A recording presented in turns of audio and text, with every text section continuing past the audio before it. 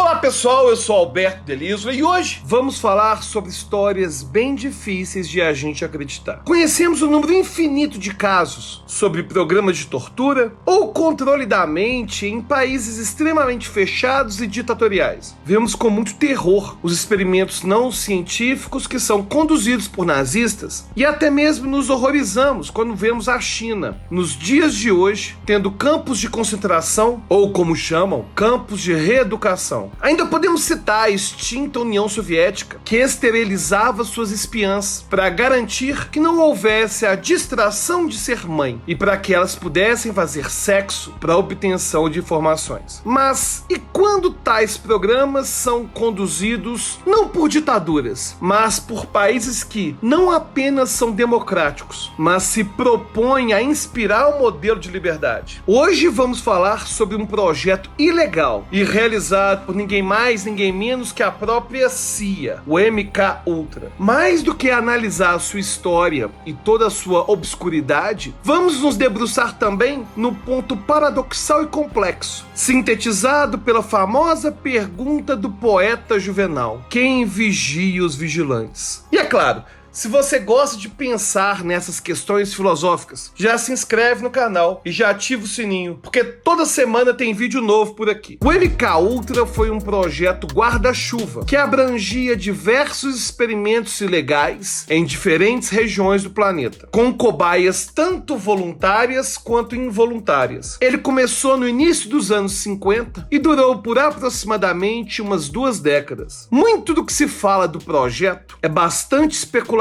Também pudera, né? A maior parte dos arquivos relacionados a ele foi simplesmente queimada, mas mesmo assim ainda existe o relato e a admissão de pelo menos uma morte diretamente relacionada ao programa, a do cientista Frank Olson, que pulou de uma janela pouco depois de tentar se desligar da CIA. Primeiramente, sua morte foi anunciada como suicídio, mas depois revelou-se que Olson estava sendo drogado involuntariamente por seus próprios colegas de agência. Os detalhes de sua morte continuam obscuros até hoje, mas serviram de inspiração para uma série documental chamada Wormwood. Outro personagem que pode ter sido vítima do MKUltra é o terrorista conhecido como Anna Bomber. Seu nome verdadeiro? Theodor Kaczynski, e ele era tido como um prodígio da matemática. Anna Bomber teve um brilhante início de carreira, mas foi objeto de estudos de Henry Murray aos 16 anos de idade em Harvard. Henry Murray colocava vários alunos e professores em situações de estresse extremo para medir suas reações. Existem indícios de que ele também tenha drogado dezenas de pessoas a fim de conduzir seus experimentos. Anna Bomber passou por mais de 200 horas de experimentos sem saber, o que possivelmente despertou nele suas inclinações terroristas. Anos mais tarde, ele foi morar longe da civilização, no meio da floresta, mas passou a ser perturbado pelas intervenções cada vez maiores que ocorriam no meio ambiente. Assim, ele começou a sabotar diversos projetos e mais tarde passou a enviar bombas a diferentes alvos, tendo matado 3 pessoas e ferido outras 23. Além do dano causado a diversas famílias, o MKUltra deixa uma mácula na história americana e em seus ideais. Afinal de contas, como podemos confiar em uma agência que se prestou a usar métodos não científicos, drogou centenas de pessoas para usá-las de cobaia e é apontada como responsável por pelo menos uma morte? Aliás, podemos ir mais adiante e nos perguntar como podemos confiar em qualquer organização. E bem, é claro que esse questionamento não é novo.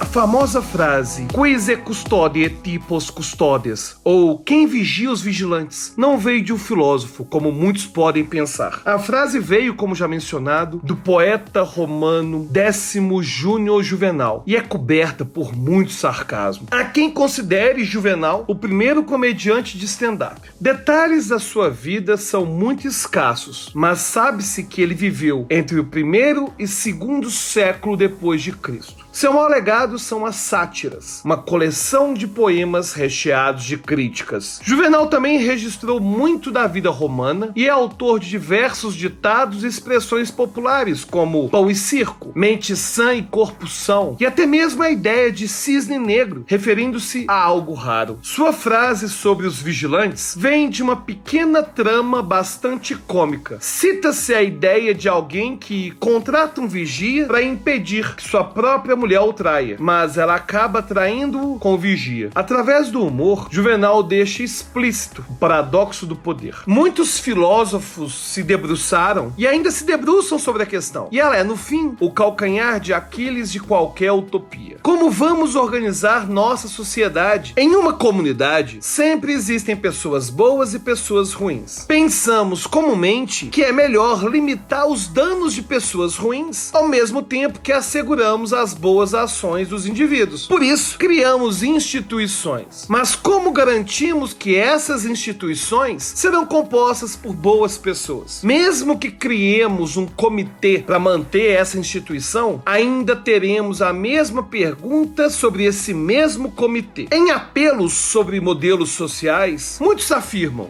o Estado deve fazer isso, deve fazer aquilo, como se o Estado fosse uma instituição mágica. No fim, o Estado é composto por pessoas boas e más. A mesmíssima coisa pode ser dita sobre empresas, igrejas e assim por diante. Mas veja, mesmo que o Estado não seja composto apenas por pessoas boas, ele ainda se faz necessário. Ser imperfeito não o torna automaticamente ruim. No fim das contas, o Estado é formado por todos nós, e governos são parte essencial de nossa sociedade. Tanto que já houve casos de territórios sem nenhum tipo de governo, e o resultado não foi bom. A exemplo da Rússia Imperial, que começou após um vácuo de poder que fez as pessoas se organizarem e apontarem o imperador, construindo basicamente uma nobreza artificial. Só assim eles poderiam unir um território tão grande. Somos obrigados a nos lembrar ainda do pensamento do filósofo Protágoras, que dizia o seguinte: o homem é a medida de todas as coisas, das que são pelo que são e das que não são pelo que não são. Seu pensamento traz a reflexão de que o próprio conceito de bom ou mal são moldados através da experiência humana. Muito tempo depois de Protágoras, Rousseau diria que o homem nasce bom, mas é corrompido pela sociedade. A isso, Protágoras provavelmente responderia: o homem, fora da sociedade, não pode ser nem bom nem ruim, assim como ele não pode ser nem alto nem baixo, senão através da comparação com seus semelhantes. Dizer que o homem é bom ou mal, de maneira generalizada, é inútil. E é muito fácil nos entregarmos a narrativas fáceis e maniqueístas. E casos como o MKUltra só nos mostram que a sociedade é tudo menos simples. Mas será que o projeto foi tão ruim assim? Será que ele é mesmo um exemplo de ação que expõe de fato os paradoxos sociais? Para chegarmos à resposta, vamos analisar seu objetivo, seus meios, sua política e seus resultados. O objetivo do MKUltra era basicamente o controle da mente. Seu suposto interesse era de criar um programa que pudesse analisar, entender e moldar a mente humana. E ele vinha principalmente de relatos da Guerra da Coreia. Alguns autores apontam ainda que o projeto não foi nada mais que a continuação de estudos nazistas, principalmente nos campos de concentração de Dachau. Assim como a Alemanha, depois da Segunda Guerra Mundial, a Coreia também tinha sido dividida em duas, após ser liberta da ocupação japonesa. Passamos então a ter a Coreia do Norte, ocupada pelos soviéticos, e a do Sul, ocupada pelos americanos. E quando as tropas soviéticas e americanas deixaram os respectivos territórios, houve uma guerra entre as duas Coreias, que duraria de 1950 a 1953. Os americanos tiveram que voltar para ajudar os sul-coreanos e viram um tipo de obstinação diferente no exército inimigo. Começou-se então a especular que os países ligados ao comunismo estavam implementando programas de controle da mente. Os americanos, claro, não queriam ficar para trás e iniciaram o MKUltra, que teve experimentos em pelo menos 80 instituições e usou pelo menos 149 diferentes técnicas de tortura, hipnose e persuasão. No cerne da proposta, os ditos cientistas buscavam refazer a mente humana. Para isso, acreditavam precisar de 3 etapas. Primeiro, desfazer a mente. Segundo, embutir novos comandos ou ideias. E terceiro, reconstruir a mente. Os meios para se atingir esse objetivo eram diversos, desde eletrochoques até a privação sensorial. No entanto, a ferramenta mais usada foi o LSD. Tendo sido descoberta em 1943, a droga logo passaria a ser analisada e estudada por muitos psiquiatras, que percebiam que ela podia causar sintomas muito semelhantes ao da esquizofrenia. A droga foi, inclusive, usada com constância em sessões de psicoterapia, pois acreditava-se que ela dava livre acesso ao inconsciente. Mas como é possível que a CIA tenha chegado a tal nível? A verdade é que a sujeira, na época, chegava aos mais altos escalões. O MKUltra foi descoberto em meio a uma série de outros escândalos. Primeiro, os chamados documentos do Pentágono, que foram expostos por jornais como The New York Times e The Washington Post. Eles revelavam segredos da guerra do Vietnã e de como os americanos estavam lidando com ela de maneira absolutamente inconstitucional. Logo depois veio o chamado escândalo de Watergate. Richard Nixon, então presidente dos Estados Unidos, foi envolvido em um caso de espionagem e sabotagem ao Partido Democrata, seu adversário. Durante o começo de seu segundo mandato, ficou comprovado que Nixon tinha ciência da trama e em 1974 ele viria a renunciar. O MKUltra viria então a público no ano seguinte. Com as preocupações causadas pelo escândalo de Watergate e com toda a sujeira que foi jogada no ventilador, o então diretor da CIA, Richard Helms, ordenou que todos os arquivos do projeto MKUltra fossem destruídos. Poucos documentos sobreviveram e muito do que é sabido hoje é por conta de testemunhos. É justo dizer que nunca saberemos ao certo quantas pessoas morreram ou foram destruídas pelo projeto. Mas afinal, quais foram os resultados do MKUltra? O governo conseguiu desenvolver técnicas e drogas para o controle mental? A resposta é bem simples e curta: não. Aquele primeiro passo, o de destruir a mente, é relativamente fácil. No entanto, reprogramar a mente através de drogas e imposição não se mostrou efetivo. Afinal de contas, vale lembrar que por todas as circunstâncias ilegais, o projeto não era nada científico. Suas únicas descobertas teriam sido no campo da tortura, o que deu base aos chamados manuais Kubark.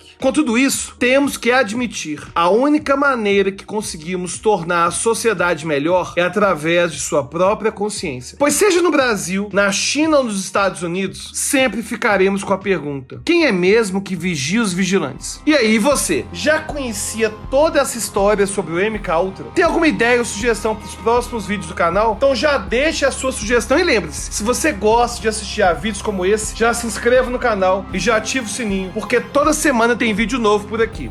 Até a próxima.